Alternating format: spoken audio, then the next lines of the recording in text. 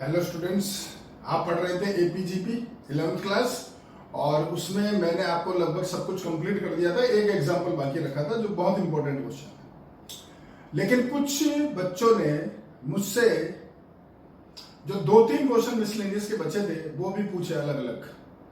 तो इसलिए पहले मैं आज इस चैप्टर को पूरा फिनिश कर रहा हूं, फिर नया चैप्टर में कल से स्टार्ट करूंगा। सेट्स, नया चैप्टर जो आपका लूंगा वो सेट्स लूंगा, ठीक है। तो ये 3-4 जो क्वेश्चन है वो खत्म कर देते हैं, आज पूरा फिनिश करता है। तो देखिए, सबसे पहले आपका क्वेश्चन नंबर 29, क्वेश्चन नंबर 29 जिसमें आपको बोल रहा है, क्वेश्चन में पढ़ देता हूं, समझा भी देता हूं। A person writes a letter to 4 of his friends, मतलब मैंने मेरे 4 दोस्तों को लेटर लिखे हैं।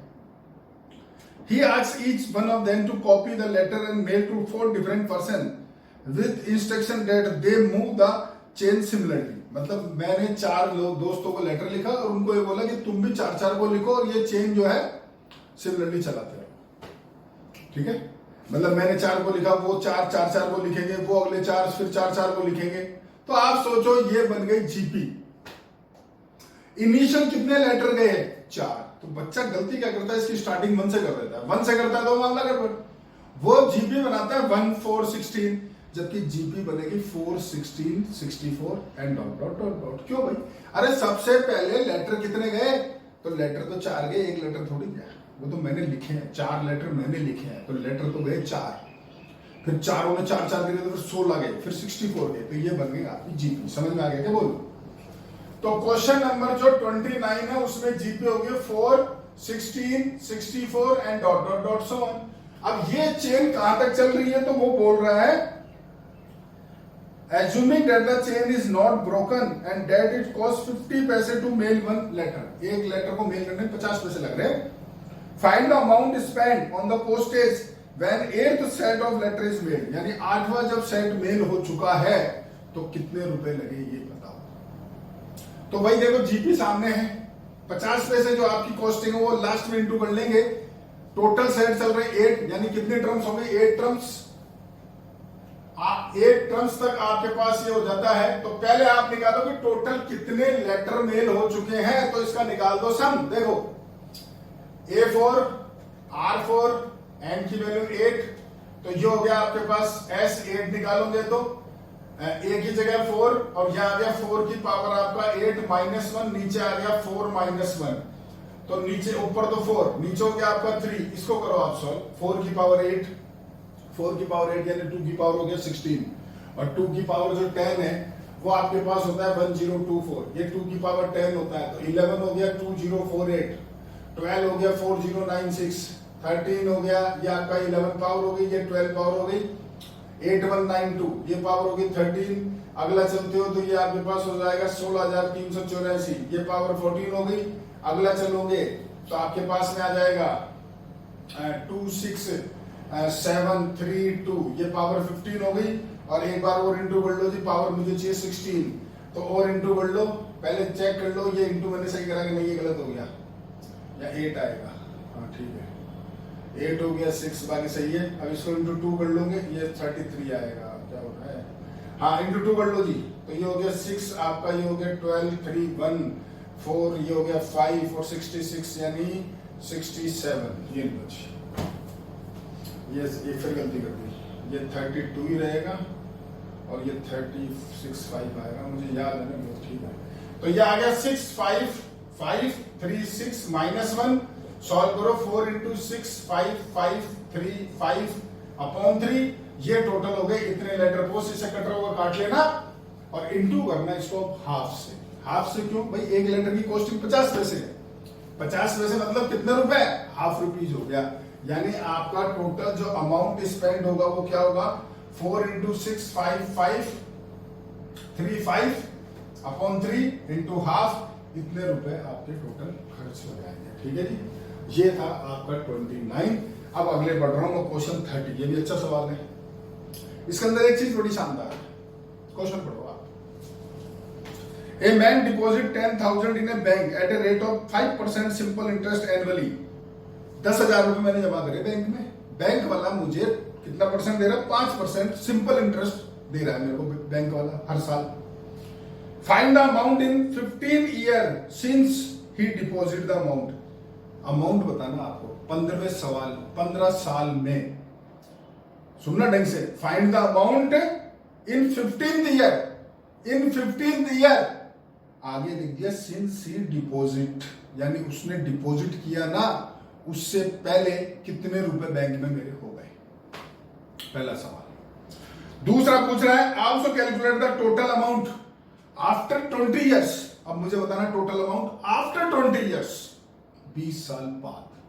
क्वेश्चन देखो सर, बैंक में मैंने जमा कराया 10,000 रुपए, ठीक है, एक साल बाद मेरा पैसा हो गया 10,500, क्योंकि 5% मुझे मिल रहा है इंटरेस्ट, तो 10,000 का 5% होता है 500, तो एक साल बाद हो गया 10,500, 2 साल बाद हो गए 11,000, 3 साल बाद हो गए 11,500। सोचो आराम से, यानी एपी क्या बनी सर, देखो 10,000, 10,500, 11,000, 11,500 एंड डॉट डॉट डॉट। ये क्वेश्चन नंबर आपका 30, ठीक है।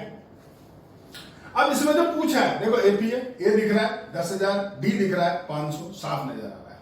इसमें 2 चीज पूछी है, एक तो 15 साल और एक 20 साल।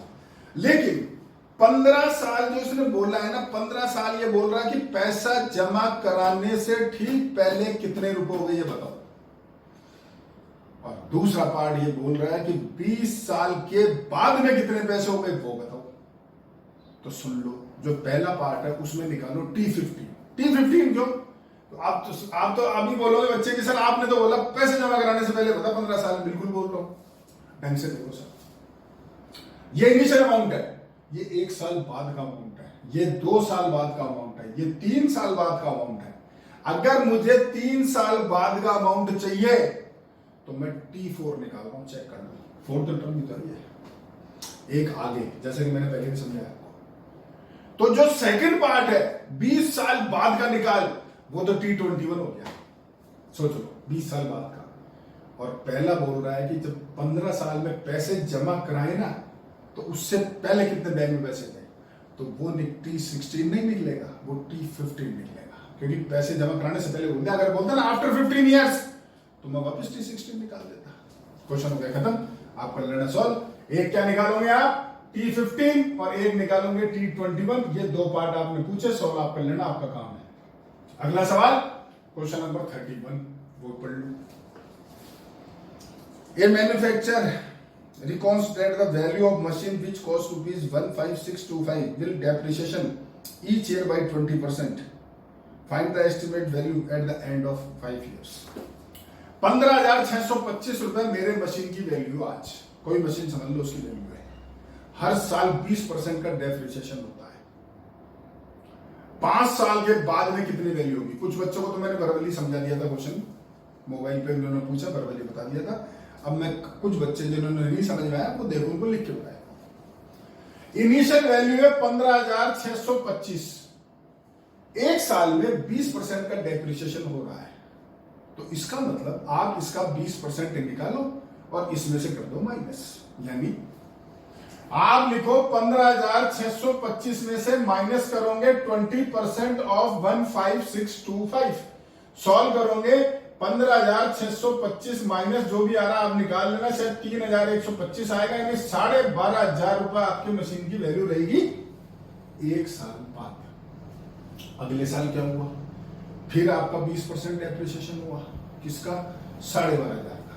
तो क्या लिखोगे, 12,500 माइनस आप लिखोगे 20% ऑफ 12,500, यानी 12,500 माइनस हो गया आपका 2,500, यानी आपके पास रह गए 10,000 मशीन की वैल्यू। बोल, तो आपकी सीरीज जो बनी वो बनी 15,625 कॉमा 12,500 कॉमा 10,000, ये आपकी हो गई सीरीज। आप इसको सॉल्व करो, आपको निकालना एंड ऑफ 5 ईयर, यानी आप क्या निकाल दो सर, T6। सोचो आराम से और ढंग से देखो, ये जीपी है, ए आपके पास कितना है 15,625, और आर जो वो क्या लिखोगे 30/30, 12,500 अपॉन 15,625, सॉल्व कर लेना, 4/5 आएगा, यानी ये हो गया AR5, ए आपका 15,625, इंटू 4/5 की पावर 5, ये हो गया 15,625 इंटू 4 की पावर 5 आप कर लेना 2 की पावर 10 1024, ये 3,125 हो गया। इसको इससे काट देना 5 बारी, इंटू कर लेना 5,120। ये लो आंसर निकाल लिया मैंने, पूरा ही कर दिया। अब मैं आपको इसका और आसान तरीका बताता हूं जिसमें इतना कैलकुलेशन करनी ही नहीं पड़ेगी। एक बात मुझे जवाब दो यार, मैंने आपको बोला कि 100 रुपए का 20% निकाल के माइनस कर, तो यार कॉमन सेंस लगाओ, मैं 100 रुपए का सीधा ही 80% निकाल लूं ना तो मेरा आंसर आ जाएगा ना। सोच लो भाई, अरे 100 रुपए का 20% निकाल के माइनस करना है तो ज्यादा बढ़िया कि 100 रुपए का 80% निकाल दो तो आंसर आ गया ना। बस वो इस क्वेश्चन का रूल है। देखो जो क्वेश्चन है उसमें क्या है, इनिशियल वैल्यू 15,625 है, एक साल बाद उसका 20% डेप्रिसिएशन हो गया, तो इसका मतलब मशीन की वैल्यू लगी 80% जो पुरानी थी। यानी आप यहां लिख सकते हो 80% ऑफ आपका 1625। सोचो तो ये आपके पास हो जाएगा 4/5 इंटू 15625। बोलो समझ गए क्या? इसको सॉल्व करके देख लो आप, 12,500 आएंगे, लेकिन मैं करूंगा ही नहीं। क्यों करूं फालतू में टाइम वेस्ट, क्यों करूं? आगे बढ़ो।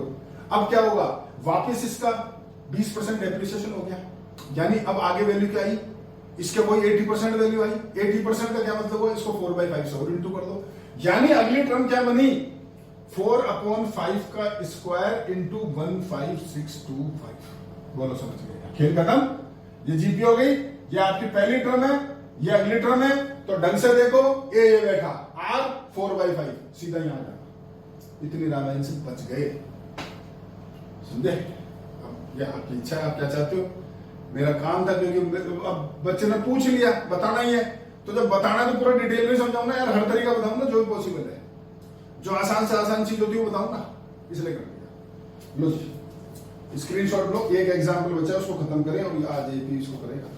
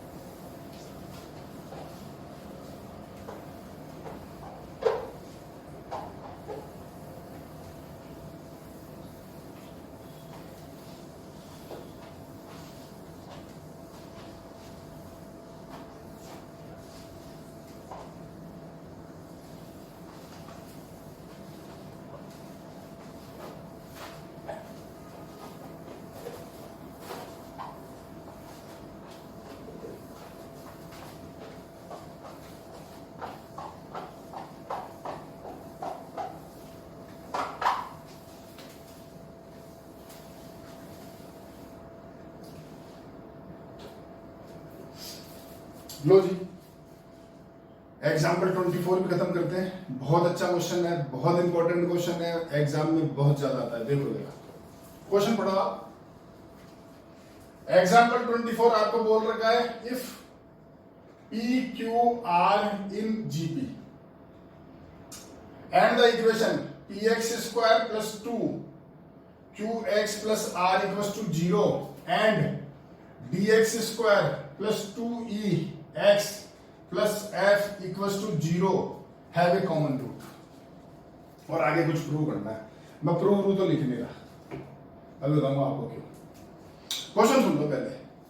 क्वेश्चन है पी क्यू आर तो जीपी में है, और जो ये दो इक्वेशंस दे रखी है कोऑर्डिनेट इक्वेशन, इसमें एक रूट कॉमन है, ये आपको दे रखा है, और आपको कुछ आगे लिखा हो प्रूव करना है कि ये जो है वो एपी में है। मैंने पढ़ता ही नहीं क्या है वो, मैं पढ़ा ही नहीं एपी में, बस इतना पढ़ा है कि वो एपी में प्रूव करना है मुझे। आप भी मत पढ़ो, बताऊंगा अभी क्यों, देखा ना क्यों। रूल फॉलो करते हैं। सबसे पहले ये आपका जीपी में है, तो इससे रिजल्ट आ गया क्यू स्क्वायर बराबर पी आर। बोलो, ये तो समझ ही होंगे, 3 नंबर जीपी में बीच वाले के स्क्वायर, बाकी 2 का प्रोडक्ट होता है, जानते हो। अब इधर आओ, ये कोऑर्डिनेट इक्वेशन है, मुझे इसका आंसर चाहिए। 2 रूट होंगे जानते हो, इसके 2 रूट होंगे जानते हो, मुझे रूट चाहिए। तो भैया को नंबर तो है नहीं जो मिडिल टर्म स्प्लिट कर लूं, तो फिर क्या करें, तो फिर एक ही तरीका, धराचार्य जी को याद करो, लगाओ श्री धराचार्य फार्मूला, जिसको आप बोलते हो क्वाड्रेटिक फार्मूला, लगाओ। एक्स बराबर minus b plus minus root b square minus 4 a और सी अपॉन 2 ए। तो x बराबर -2q प्लस माइनस रूट में हो गया 4q square minus 4pr upon 2p। और अब देखो q स्क्वायर की वैल्यू pr है, यहां डालो तो ये हुआ x बराबर -2q plus minus root 4pr minus 4pr, जो कि आपका क्या हो गया 0। यानी x बराबर आ गया -2q अपॉन 2p, यानी x बराबर आ गया -q अपॉन p। बोलो समझ गए क्या? चलो कैलकुलेशन है, आपको समझ में भी आ गई होगी। x क्वाड्रेटिक इक्वेशन आपको दे रखी थी, यानी उसके आंसर होंगे 2, लेकिन इसके अंदर आंसर आ रहा 1, क्योंकि इसका डिस्क्रिमिनेंट ही 0 हो गया। देखो ढंग से, यानी इसके दोनों रूट इक्वल हैं और दोनों रूट ही आपके कौन से है -q/p। बोलो दोनों रूट सेम आ गए। अब आपको क्या बोल रहा है कि इन दोनों इक्वेशन में एक रूट कॉमन है भाई, तो इसके तो दोनों रूट यही आ रहे हैं, यानी ये इसका रूट होगा नहीं? बोलो हाँ कि ना। अगर x इसका ये रूट है तो भैया इसको सेटिस्फाई तो करेगा ना, तो करा दो। क्या लिखोगे?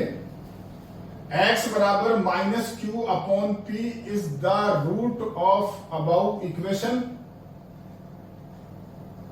देयरफॉर ये इसको सेटिस्फाई करेगा। कराओ।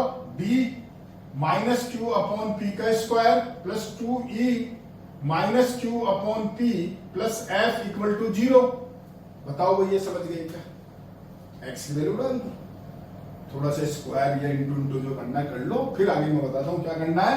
इसको खोलो, dq square upon p square minus 2eq upon p plus f equal to 0।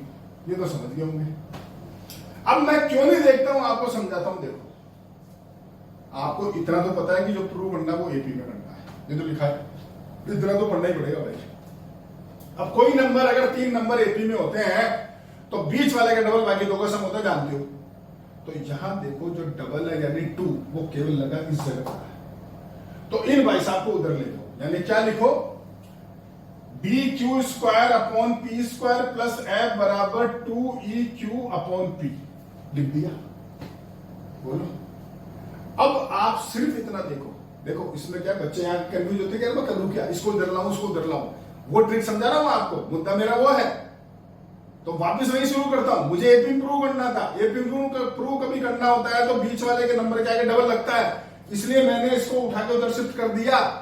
अब मैं सिर्फ जो प्रूव करना है ना उसमें खाली बीच वाले टर्म देखूंगा, खाली बीच वाले, बाकी 2 देखूंगा ही नहीं। तो आपको इसमें लिखा हुआ है, पढ़ो क्वेश्चन में कि d upon p, e upon q और f upon r, r in an AP, ये प्रूव करना है। मुझे मतलब है बीच वाली से, तो बीच में लिखा हुआ है e अपॉन q, बाकी मतलब नहीं, मेरे बंद करके किताब ही। क्या चाहिए मुझे? e upon q। तो आओ देखो सर, इधर इस जगह मेरे को चाहिए 2e अपॉन q। भाई बीच में e अपॉन q है सेकंड टर्म, उसका डबल चाहिए तो 2e अपॉन q ही चाहिए ना मेरे को। तो मुझे यहां पर 2e अपॉन q चाहिए। मैं क्या करूंगा? देखो पढ़ाऊंगा, वही लाऊंगा, इधर कुछ नहीं करूंगा, इधर तो अपने आप बन जाएगा ऑटोमेटिक। इस p को इधर लाओ सबसे पहले, ये p हटाओ, तो p इधर आया तो क्या हुआ देखो, dq स्क्वायर, इधर p कट गया, ये pf बराबर 2eq। ठीक है, 11eq मुझे चाहिए e अपॉन q, तो मैं इसको डिवाइड करूंगा q स्क्वायर से। तो जब RHS करूंगा तो LHS भी करूंगा भाई, तो कर दो। तो dq square upon q square plus pf upon q square और 2eq अपॉन q स्क्वायर। ये q स्क्वायर देखो कट गया। हाँ जी, एक मिनट रुक जाओ, ये गड़बड़ हो गई कुछ। हाँ मिल गई। देखो ये p स्क्वायर था, यहाँ p रह गया, जबकि यहाँ p स्क्वायर आता। मेरे हाथ रुक जाते हैं ऑटोमेटिक, ध्यान रखना। पुराने बच्चे वो जानते हैं, गलतियों से हाथ रुक जाएंगे अपने आप। तो ये p स्क्वायर है, तो यहाँ p स्क्वायर लिखोगे, जब p इधर आएगा तो एक अपॉन p बचेगा, तो यहाँ p बचेगा। ये लो जी, समझ गए क्या? बोलो हाँ। अब देखो q स्क्वायर से q स्क्वायर कट गया, यहाँ q से q कट गया, हो गया, इधर कुछ नहीं कट रहा। लेकिन आपको पता है q स्क्वायर की वैल्यू देखो क्या है, pr डालो, तो ये हो गया d upon p plus pf upon क्या वैल्यू है देखो, q स्क्वायर की pr बराबर 2 ई अपॉन क्यू। ये पी से पी कटा, आपके पास क्या लिख रहा हूं देखो उधर, D upon P plus F upon R बराबर 2e upon Q. Therefore D upon P comma E upon Q comma F upon R in N A. लो आप मिला लेना, मैंने तो बंद कर दी किताब, आप मिला लेना, पक्का ये 2 नंबर वही लिख रहे होंगे। तो देखा आपने, अपने आप आएगा क्वेश्चन सॉल्व। अगर रूल फॉलो करोगे, तरीके से करोगे तो आंसर क्या उसके पापा जी अपने आप आने। लो जी सर, एपीजीपी आपको कंप्लीट करवा दिए। सबसे बड़ा टॉपिक था, सबसे बड़ा चैप्टर है आपकी 11th क्लास का, शायद 16-17 क्लासें लगी इसको खत्म करने में। ठीक है, कल से मैं आपको पढ़ाऊंगा सेट्स, क्योंकि कई स्कूल वालों ने सेट्स पढ़ा दिया है आपको और कईयों को पढ़ा रहे हैं, शायद चल रहा है, कुछ की क्लासें बंद हो गई। तो पहले सेट्स पढ़ाते हैं, क्योंकि सेट्स आपके सबके कॉमन है, चाहे वो स्टैंडर्ड मैथ्स हो चाहे वो अप्लाइड मैथ्स हो, दोनों के हैं, इसलिए कल से सेट्स पढ़ाएंगे। ठीक है, आज क्लास खत्म। Okay, thank you.